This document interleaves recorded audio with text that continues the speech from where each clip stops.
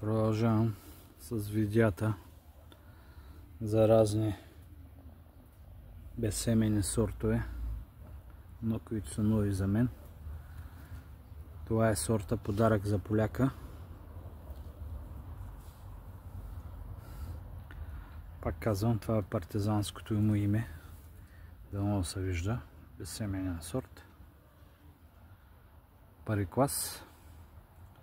Първи, може и втори. Сега това е първо плододаване. Лозата е втора вегетация.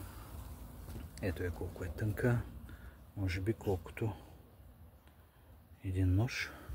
Около 2-3 см. Има плододаване около тук. Има нормално плододаване. Не е много засегната от времето, което беше тази година.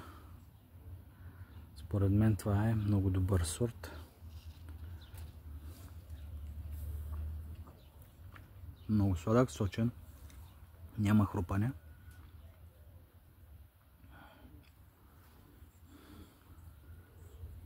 Много добре отцветен. Тъмен сорт. Според мен има бъдеще при мен. А и сигурно при много други хора в България, които харесват безсеменните сортове.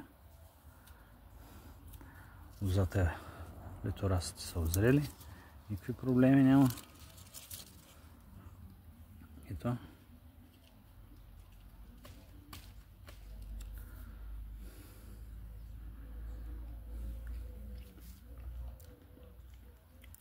Единствено ми липсва така нареченото хрускане, но е сочен сорт, много хубав. Естествено ще има и своите почитатели.